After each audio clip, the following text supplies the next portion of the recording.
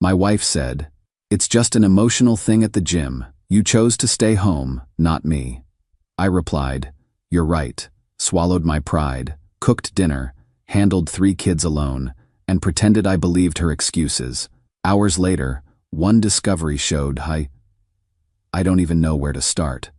My hands are shaking as I type this, but I need to get this out somewhere because I'm drowning. My wife Brenna, 34F, and I have been married 13 years. We have 3 kids, Harper, 12F, Mason, 8M, and our youngest Caleb, 6M, who has autism and requires constant supervision. 2 years ago, Brenna got promoted to pharmaceutical sales and started making really good money. We agreed I'd stay home because Caleb needs so much attention, and her new salary could cover everything. Here's where I feel like such an idiot. Brenna joined this high-end gym about 18 months ago. Said she needed stress relief from work. Fine, whatever. But then it became 2 hours a day.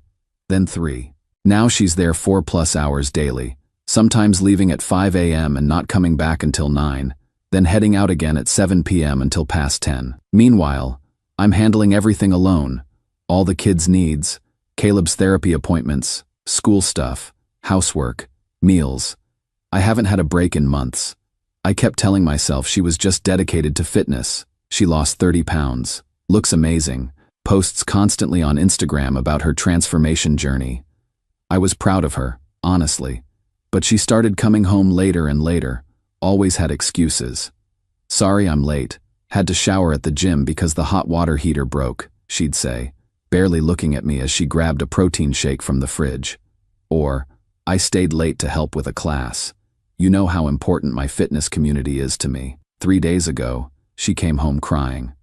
I was getting Caleb ready for bed when she walked in, mascara streaked down her face. "Cole, we need to talk," she said, and my stomach just dropped. She sat me down and told me she'd been having an emotional affair with someone at the gym for 6 months.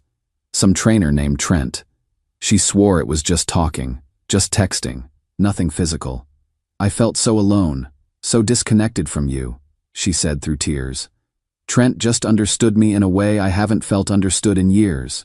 But I feel guilty and I want to confess so we can work on our marriage." I didn't sleep for 2 nights. I felt like my entire world collapsed. Here I am, 35 years old, no career to fall back on, completely dependent on her financially, 3 kids who need me. Part of me wants to fight for us because I love her and our family, but another part of me feels so betrayed and stupid. She says she wants to go to counseling, says she'll cut contact with this guy, but she still went to the gym yesterday for 4 hours. When I asked about it, she got defensive. "I can't let my fitness routine suffer because of one mistake, Cole. This is my mental health we're talking about." "What about our family's mental health?" I asked. "What about the fact that I haven't had a single break in months?" She just stared at me like I was being unreasonable. "You chose to be a stay-at-home dad. I didn't force you into this role. Am I crazy for feeling like she's not taking this seriously? I feel like I've been living with a stranger. She pays all our bills, handles the finances completely. About a year ago, she took over everything and said it was easier for her to manage since she was bringing in the money. Now I don't even have access to our own accounts. I clip coupons and stress over every grocery purchase while she spends hundreds on gym clothes and supplements without blinking. I keep wondering what I did wrong. Was I not supportive enough? Did I let myself go? I gained weight over the years, sure.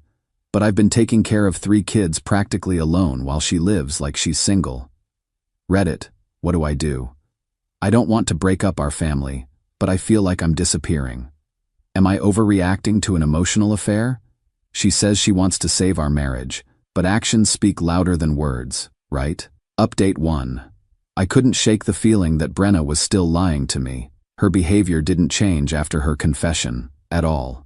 Still spending 4+ hours at the gym, still coming home late, still completely checked out from our family.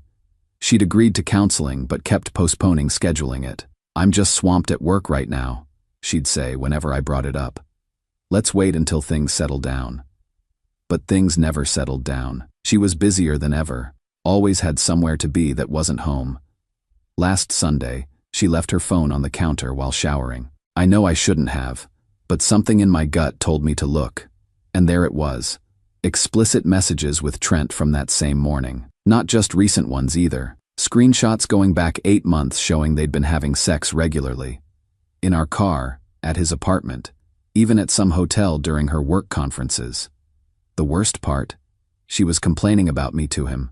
She called me pathetic, said I was dead weight, and she was stuck supporting a grown man who can't even handle simple household tasks.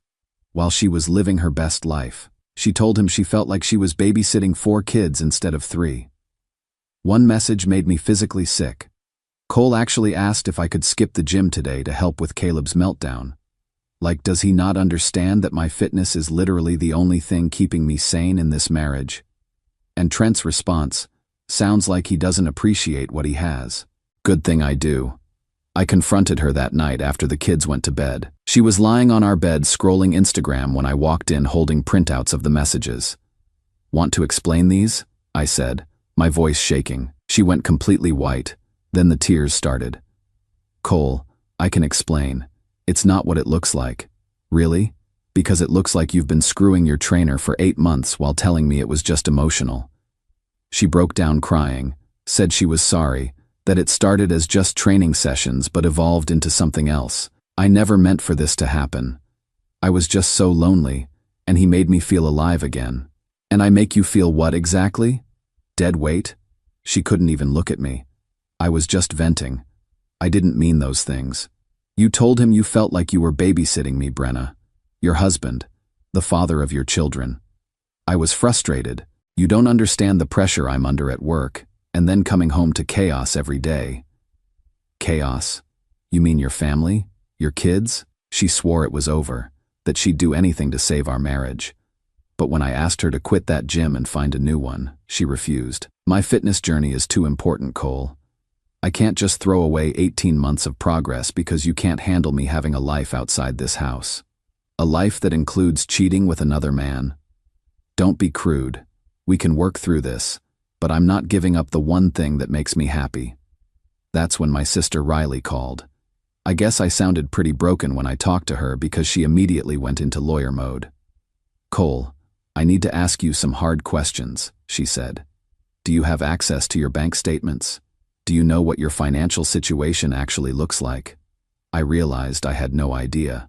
Brenna handles everything and just tells me how much I can spend on groceries and household stuff each week. That's a major red flag, Riley said. I want you to start documenting everything. Her schedule, her absences from family events, any spending you can track. Something doesn't add up here. Today I went and got tested for STDs. Most humiliating experience of my life. I'm 35 years old, married for 13 years, and I'm sitting in a clinic worried about what my wife might have brought home to me. The nurse was kind but professional. How long has this been going on? She asked as she drew my blood. 8 months that I know of, I said. Maybe longer. And your wife? Has she been tested? I realized I didn't even know. I'd never asked. I don't think so. She nodded sympathetically. Results will be back in a few days. Try not to stress too much. Most things are treatable if caught early. I started documenting like Riley suggested. Just this past week alone, Brenna was out of the house or away from the kids for over 50 hours, not counting work. Monday, she left at 5 a.m. for the gym, went to work, then had a client dinner until 11 p.m. Tuesday, another early gym session followed by the gym again from 7 to 11 p.m. Wednesday, she missed Caleb's therapy appointment because she was stuck in traffic, but posted a gym selfie at 8 p.m. Friday was girls' night until 2 a.m., and the weekend was 6 hours at the gym Saturday, 4 hours Sunday. Meanwhile, Harper asked me yesterday, Dad, why doesn't Mommy like spending time with us anymore? I didn't know what to say. Sometimes grown-ups have to work on themselves, honey, but she's always working on herself. When does she work on being our mom? Out of the mouths of babes, the counseling appointment is finally scheduled for next week. Brenna agreed to go but laid down her terms first. I'll do therapy, but I'm not discussing cutting back my gym time. That's non-negotiable for my mental health. When I pointed out that I haven't been to a gym in 2 years because someone has to watch the kids, she said, that was your choice, Cole. I never asked you to give up your hobbies. I feel like I'm living in some alternate reality where everything that's wrong is somehow my fault.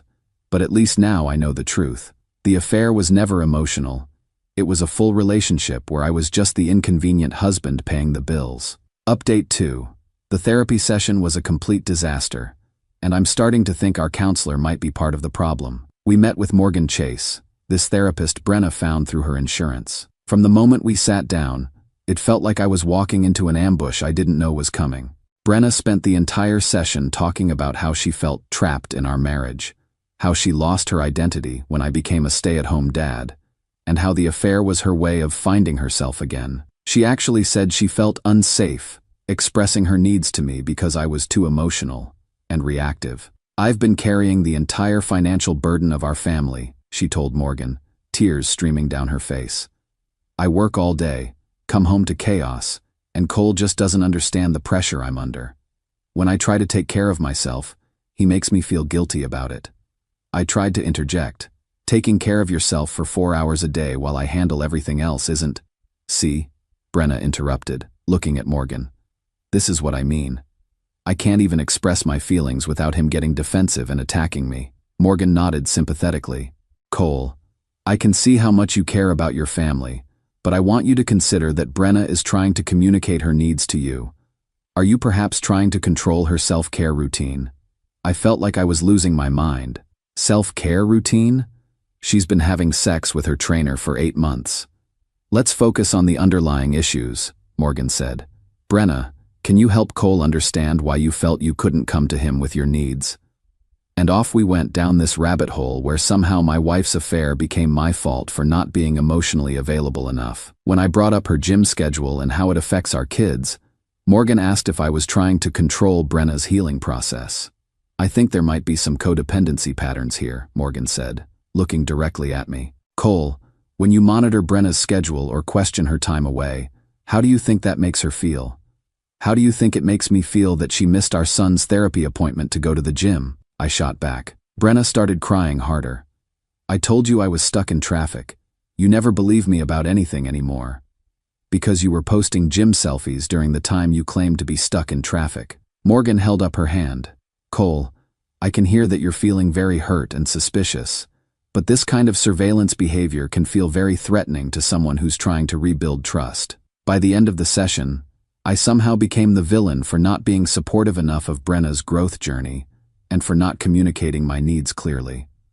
Brenna left feeling validated, and I left feeling like I'd been gaslit by a professional. But here's where things get interesting. While Brenna was getting validated in therapy, the private investigator Riley recommended was getting me answers. Blake Turner has been watching them for 2 weeks, and they never stopped. Hotel visits, dinner dates, the whole 9 yards. But the really eye-opening part came when Blake helped my lawyer access our financial records legally. Turns out Brenna has been funneling money into secret accounts for over a year. We're talking about $50,000 that I never knew existed, while I've been stressing about buying the kids new shoes and clipping coupons like my life depends on it. She's been funding not just her affair but an entire separate lifestyle: designer gym clothes, expensive dinners, hotel rooms, even a weekend trip to Miami she told me was a work conference, all while I'm asking permission to buy groceries.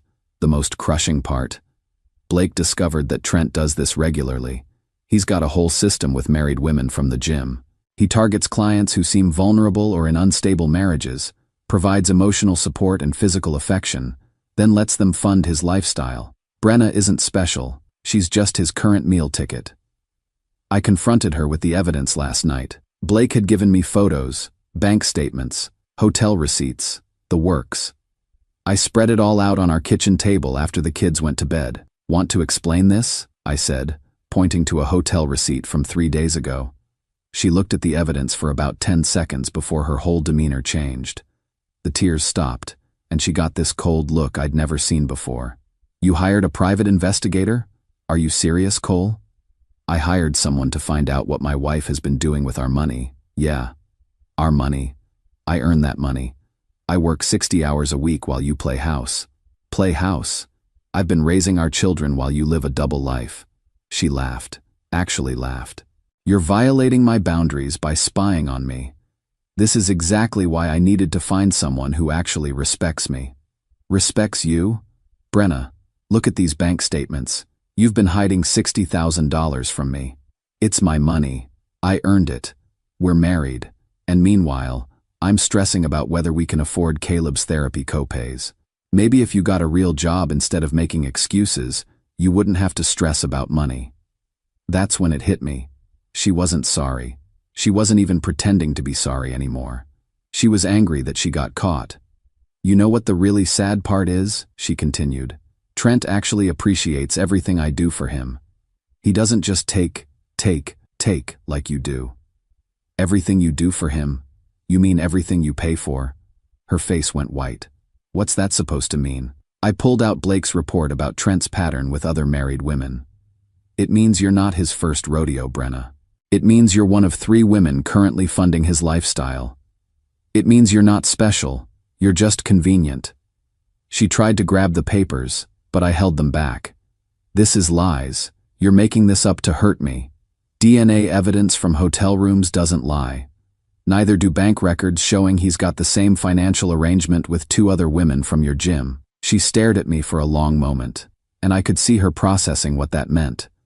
That she wasn't the love of his life, that she was just another mark. You're financially abusive, she finally said, which would have been laughable if it wasn't so insulting. You're trying to control me by threatening my independence. Your independence? You mean your right to steal from our family to fund your affair? She's still going to the gym every day, still seeing Trent, still lying about working late. The difference is that now I'm not questioning my sanity anymore. Now I know exactly what I'm dealing with. Harper's been asking more questions. Yesterday she said, "Dad, why does Mom care more about the gym than us?" I told her sometimes adults make choices that don't make sense, but that Daddy will always put our family first. My lawyer says I have a strong case for custody, especially with Caleb's special needs and my role as primary caregiver. The financial fraud alone is enough for significant alimony and asset division in my favor. But he warned me that Brenna's probably going to fight dirty once she realizes what's happening. I'm done playing by her rules. Done accepting scraps of attention and affection from my own wife. Done pretending that 4 hours of gym time daily is normal when you have 3 young children at home. Tomorrow I'm filing for divorce. I've documented everything. Her schedule, her spending, her lies, her abandonment of our kids. Blake has photos of her with Trent going back weeks. Her own messages show her contempt for me and our marriage. I'm scared about the financial uncertainty, but Riley says I'm in a much stronger position than I thought. Turns out keeping detailed records of every therapy appointment for Caleb, every school meeting, every doctor's visit, every meal I've cooked, every night I've handled bedtime alone, all of that matters. The hardest part is realizing that the woman I loved checked out of our marriage over a year ago. I've been fighting for something that was already over, trying to earn back affection from someone who was already gone. Final update. The court proceedings were absolutely brutal. Riley came in locked and loaded with everything Blake had gathered, and watching her work was like seeing a master craftsman at their trade. The judge was particularly interested in Caleb's care records. I had everything meticulously documented, while Brenna, well, let me show you how that went. Can you tell me who Caleb's current therapist is? Riley asked during cross-examination. Brenna looked like a deer in headlights. I think it's Dr. Martinez. Dr. Martinez retired 8 months ago, Riley said calmly. His current therapist is Dr. Chen, who he's been seeing twice weekly. When was the last time you attended one of these appointments? I work during the day. Cole handles the appointments. What medications is Caleb currently taking? Another blank stare. I don't handle the medical stuff. What are his main behavioral triggers, and how do you typically respond to them? Cole is better at that kind of thing. I focus on being the financial provider. Riley looked at the judge. Your Honor, this woman cannot name her special needs child's therapist, doesn't know his medication regimen, and has no working knowledge of his daily care requirements. Yet she wants joint custody. When asked about her parenting involvement overall, Brenna actually said childcare wasn't her strength, and that's why she focused on being the financial provider. The judge was visibly unimpressed. But here's where it gets really interesting, and where Blake's investigation paid off in ways I never expected. Remember how I mentioned Trent's pattern with married women? Well, Blake kept digging and found out Trent was simultaneously running the same game on 2 other women from the gym. All married, all funding his lifestyle, all thinking they were his only special client. One of them turned out to be a pharmaceutical rep at a competing company, same industry as Brenna. Blake connected the dots and realized Brenna had been sharing confidential client information with Trent, who was passing it along to his other girlfriend for competitive advantage. Corporate espionage, basically. That's when everything exploded in the most spectacular way possible. Brenna's company launched an internal investigation and found she'd been using company resources for personal trips, falsifying expense reports for her affair activities, and violating ethics policies by sharing client data. The HR director later told me it was the most blatant ethics violation in company history. She got fired immediately, and they're pursuing criminal charges for corporate espionage. Her professional reputation is completely destroyed. She's been blacklisted from pharmaceutical sales throughout the state, and the company is pursuing legal action to recover fraudulent expenses totaling over $75,000. Meanwhile, the other gym wives figured out what had been happening. The whole tight-knit social circle that Brenna had been bragging about on Instagram turned against her overnight. Screenshots of her messages calling me pathetic while describing her affairs went viral in their social media groups. She went from fitness influencer to social pariah in a matter of weeks. The custody decision was unanimous.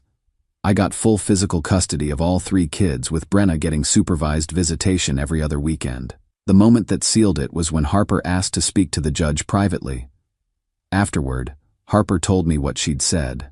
I told him I didn't want to stay overnight with Mom because she doesn't know how to take care of us. She doesn't know what foods I'm allergic to, or that Mason has nightmares, or how to help Caleb when he gets overwhelmed.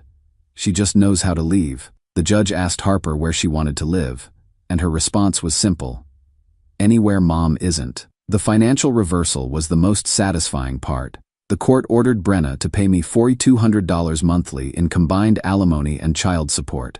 I kept the house, got 80% of her 401k as compensation for the hidden funds, and she's responsible for all of Caleb's ongoing therapy costs. She tried to claim she couldn't afford the payments. Your Honor, I'm unemployed now because of these false accusations, she told the judge during the final hearing. But Blake's investigation showed she'd been hiding income through cash transactions with other gym clients. The judge was not amused. Ms. Hartwell, he said, you've demonstrated a pattern of financial deception throughout this marriage. The court has no confidence in your claims of inability to pay. You have 30 days to establish a payment plan or face contempt charges. The final nail in the coffin? Trent dumped her the second her income stream dried up. Moved on to victim number 4 before Brenna even realized what happened. She's now living in a studio apartment across town, working as a server at a chain restaurant, and still going to that same gym every day like some kind of pathetic ritual. My kids are thriving in ways I didn't expect. Harper's grades shot up once the household stress disappeared. She started asking me about my day again, helping with Caleb, being a kid instead of walking on eggshells around her mother's moods. Mason started asking for bedtime stories again instead of hiding in his room during Brenna's rare appearances. Last week he said, "Dad, I like it better when it's just us. It's quieter in my brain." And Caleb, his therapist says he's been more regulated and happy since the chaos ended. His meltdowns decreased dramatically once he didn't have to navigate the tension of 2 parents who couldn't stand each other. I'm not going to pretend I'm dating or that everything's perfect. I'm focusing on healing and being present for my kids. But I sleep peacefully now, knowing I don't have to wonder where my wife is or what lies she's telling me. I don't have to brace myself every time she walks in the door, unsure whether she'll be cold, angry, or just completely absent. Last week, Brenna texted, "Can we please try to work things out for the kids? They need both parents." I responded, "We already worked it out. I worked out that you're an unfit mother who abandoned her family for Instagram validation and gym selfies. The kids are safer and happier without your daily chaos. You know what's funny? I used to think I needed her. Thought I was nothing without her income, her supposed superiority, her grudging presence in our home.